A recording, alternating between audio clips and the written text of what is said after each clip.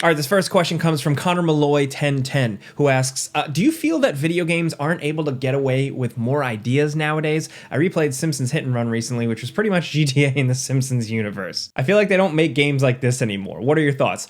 First of all, shout out to Hit and Run. It is one of the best GTA clones by far, but I don't necessarily look at it as get away with more ideas. I look at it almost like they are more forced to play it safe.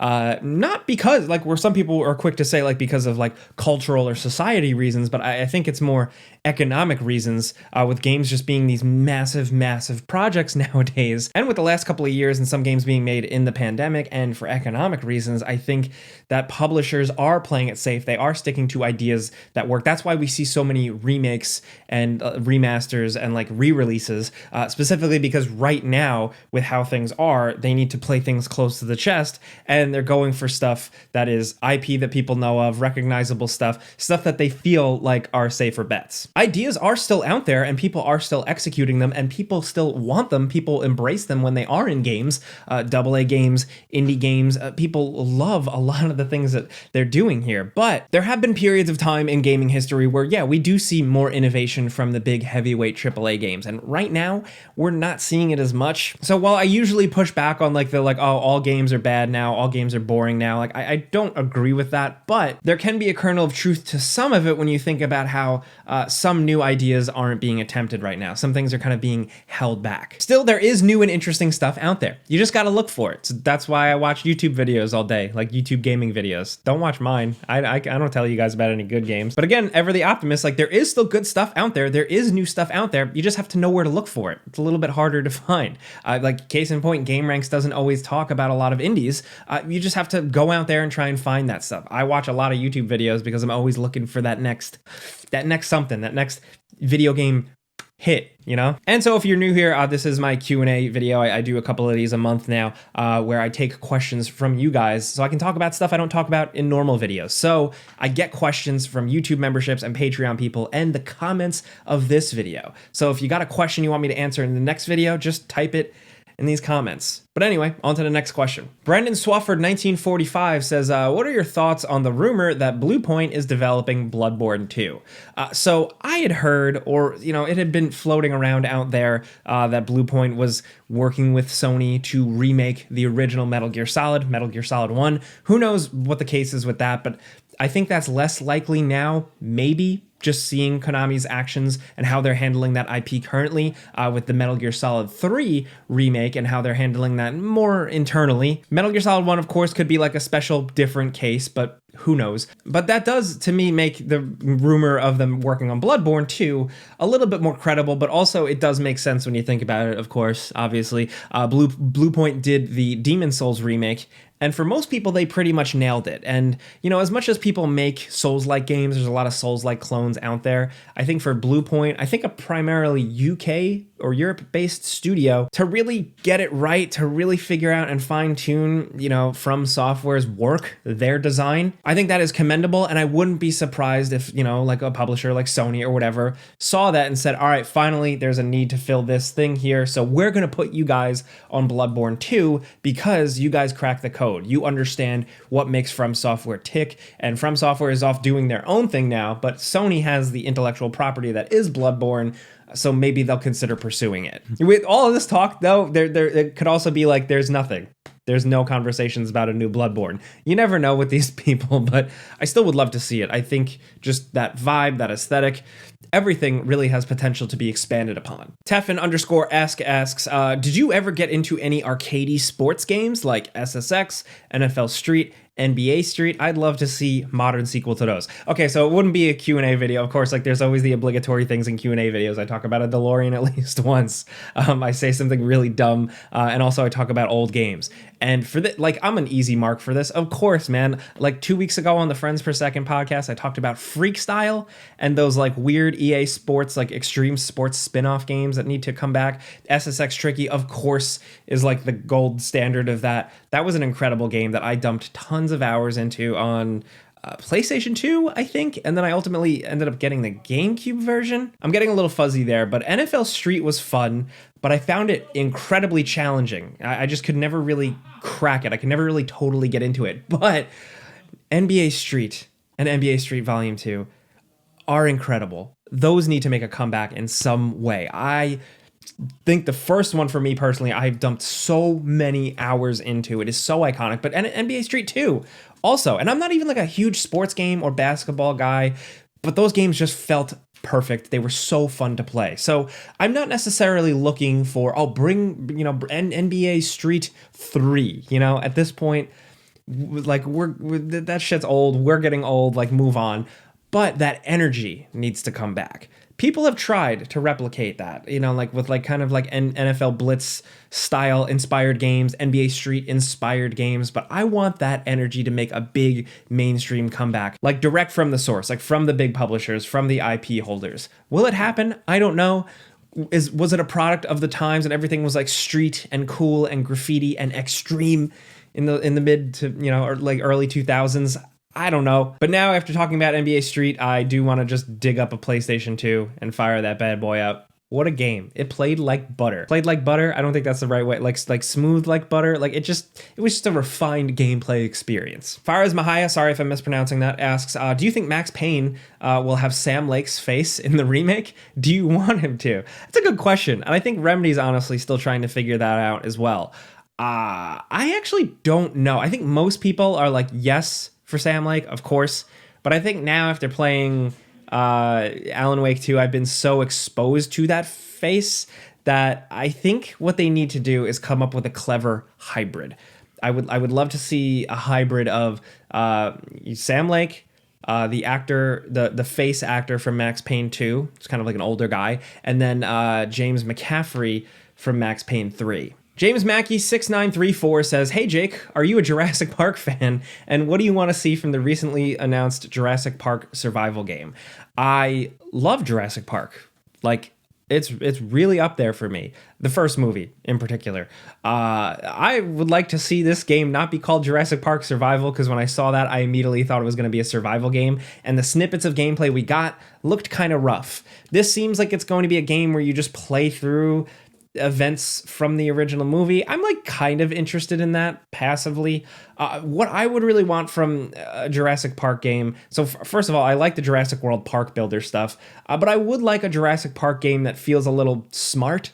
The concept, Michael Crichton's novel, the original Spielberg movie, and the second one felt like they were a little smart. They had a little something to them other than just like, "Rawr, the dinosaurs are gonna kill you." So I wish a game could carry that tone. And just judging from the feel of that announcement trailer and the CGI stuff, I didn't really get that. Kayad Nanderson 8481, sorry if I'm mispronouncing that again, asks, "Hey Jake, what does it take to break into the world of video game news and reporting? I went to school and got a journalism degree. I have been producing newscasts for nearly 4 years, and I was wondering if any of my news experience / skills would transfer over to the world of video game reporting." The answer is absolutely yes.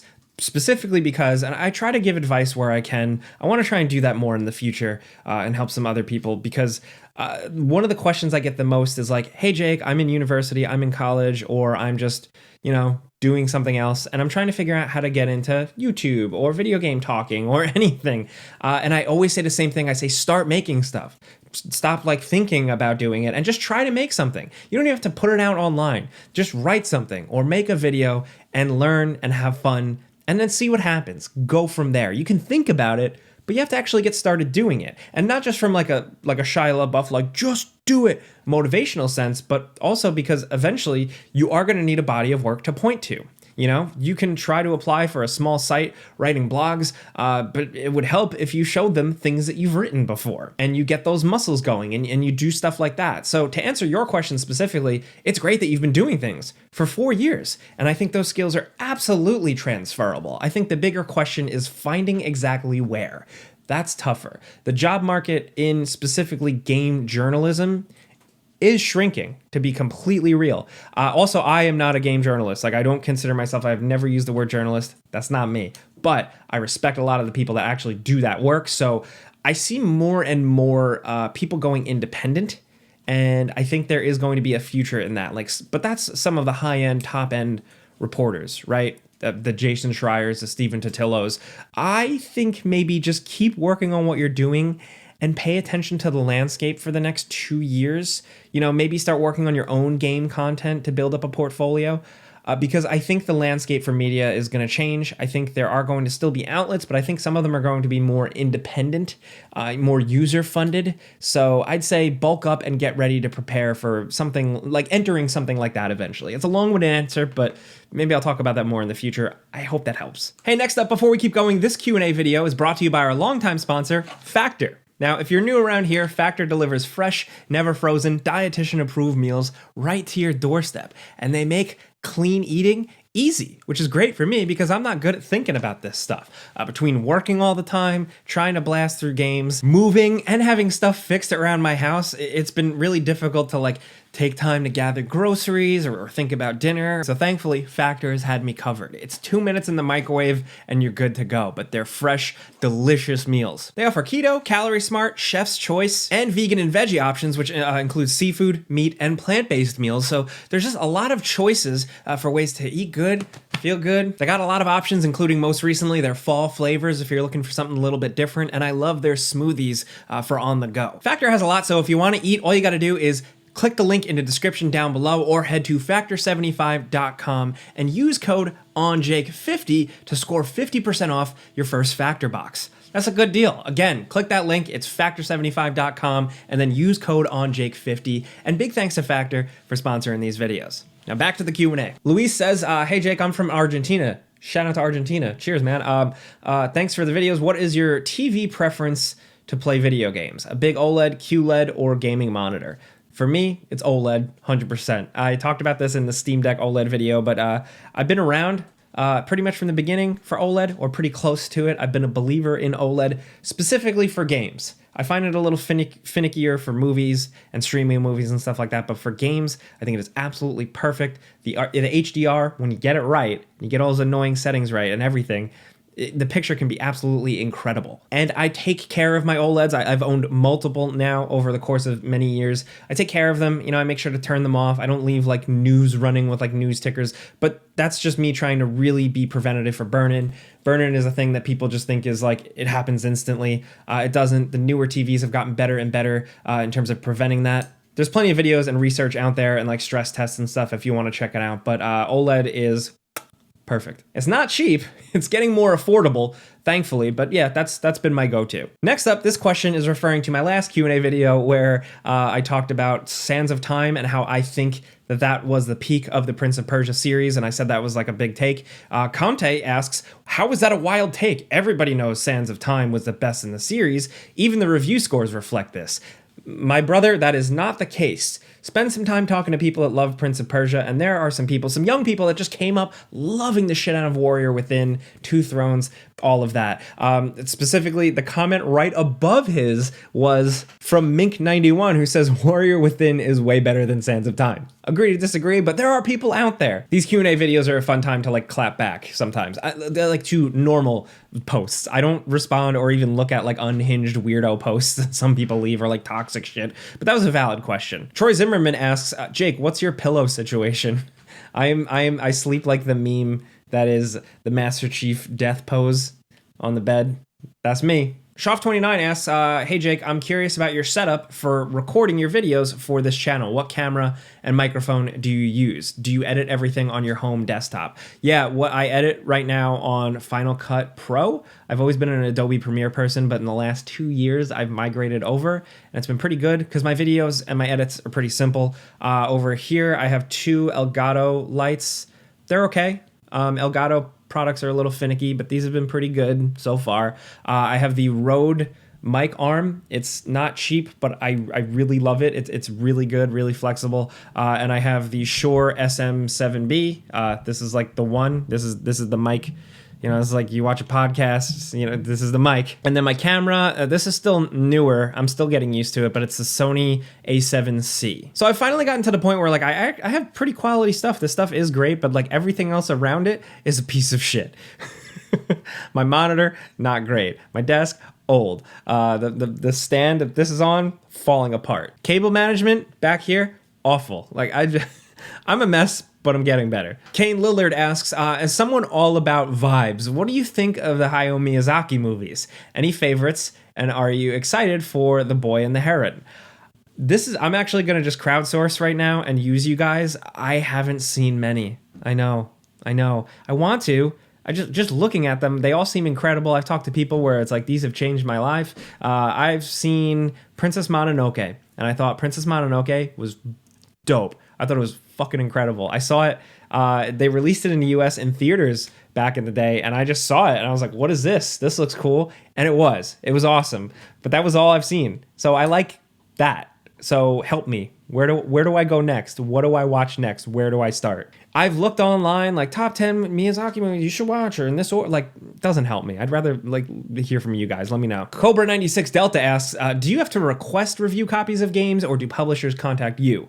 Is there any publisher that never gave you review copies? Yeah, a bunch of them. I get no's all the time. Essentially, unless you're like super well known and popular, sometimes they'll just throw them at you. But the way I've worked is like I have to email and be like, hello, this is me, or this is Game Ranks. We would like to review game, please. And a lot of times it's just a flat out no, or a miscommunication, or they ignore you. And it's a weird, annoying, frustrating process to get access, but it's all pretty above board and professional. I don't like relying on the publishers to get review copies. It does help to have earlier access to the game, but more and more, sometimes you get a game before, like pre-patched or something like that, so it's harder to judge. So it's like a weird, iffy, ongoing thing. Mordred Pendragon 5296 asks, do you have a favorite video game hub area where you're just meant to hang out, get quests, and talk to characters? Most are pretty boring, I find, but there are standouts. My pick is the Cheydinal Dark Brotherhood Sanctuary in Oblivion.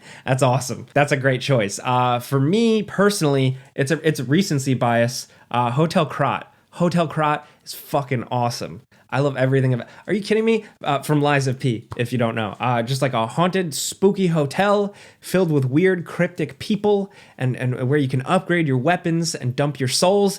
It's awesome. It's got cool music. It's got a haunted, like, creepy record player that, like, you can play different music on. That's also creepy. Your dad's upstairs. You can go talk to him. You can sit in his science chair and get all Frankensteined out. Can you tell I like Lies of P? But, like, yeah, Hotel Krat, like, from the outside, the exterior, incredible. But the inside, it's just a cool place to walk around. I like the feel of it. It's very chill. It's also like a Souls game, so it's nice to have one place where you're kind of safe. And I really just love the hub area music. Yubjub388 asks, did you ever play the Star Wars Jedi Knight series? Did I ever play the Star Wars? Did I ever play the Star Wars Jedi Knight? Of course. Absolutely love them. It's been a long time. It's been a long time since I've went back to those. But the main thing that sticks with me is Kyle Katarn is awesome. But also, Jedi Academy was cool, specifically for the multiplayer, and I remember just running around, slashing each other with lightsabers, but also just seeing Luke and a Jedi Temple represented in a video game, even though it was pretty basic, it was cool. As like a Legends kid a little bit, it was nice to see something like that, some sort of continuation. But yeah, really, it's all about Kyle Katarn. He's awesome. It's nice to have kind of like a modern version of him a little bit with Cal Kestis. I don't necessarily think I would like to see a remake of the series. I wouldn't mind like a continuation. But I think at this point, with what they do have with Star Wars Jedi, Fallen Order, and Survivor, it kind of fills that void for them. So I wouldn't expect them to do that. But yeah, it would be cool. AJ Draws asks, hey Jake, what large video game would you have explored so much that you no longer need a map to navigate? That's tough. I think for me, like the original Fable was a lot of it. Also Ocarina of Time, like just when you're in Hyrule Field, like direction based, it's like you just kind of know where everything is. I got to that point almost with Shadow of Colossus. You go by feel, you don't even need to use the light sword anymore. But the biggest one that comes to memory is Los Santos in GTA San Andreas. Not the whole map, obviously, but the city of Los Santos, like the neighborhoods and then the downtown area. Easy to navigate, like by the train. I had it all figured out. I didn't really need the map. I felt like, and like when you go back to CJ's house, like it felt like coming home. Like it was like you knew the streets to take and you come home to your cul-de-sac. It was cool. It was a good sense of place in that game. And Matty the Gooner, shout out to him. He's been making videos and they're really good. Asks, what's been a personal highlight of your year? Someone you've interviewed, a thing you started, etc. Yeah, I think actually a lot of it would be the Friends Per Second podcast. The end of the year has been a little trickier, but ultimately, I really like what we've been doing, and we've interviewed some great people. We interviewed the creator, the lead guy behind Sea of Stars, the lead for Cyberpunk 2077 with the Phantom Liberty expansion, and just gotten some Sam Lake and Kyle Rowley, the co-directors of Alan Wake 2. We've gotten some interesting conversations, and I'm not really an interviewer. It's very out of my depth, but it has been fun. The other thing is just putting myself out there a little bit more. Like I'm getting to more like events in the gaming sphere again, and I'm usually pretty like awkward and shy, and like I only talk to people that like I know. But I've been trying to get out there a little bit more and be like, "Hi, hey, how's it going? What's your name?" I'm usually awkward. But the only other thing, personal highlight of the year, I always say this. Just being able to pay my bills doing this, it makes me happy, and I'm very grateful. But I think that's a good place to end this. So thank you guys for hanging out with me today. Again, drop your questions for me in the comment section here. If you got a topical question, something I've never covered before, feel free to hit me. If you like this video too, and like, how we're just yapping and talking here, and you want more Q&A videos, if you like these types of videos, clicking the like button does help. It lets me know, and it just helps the video.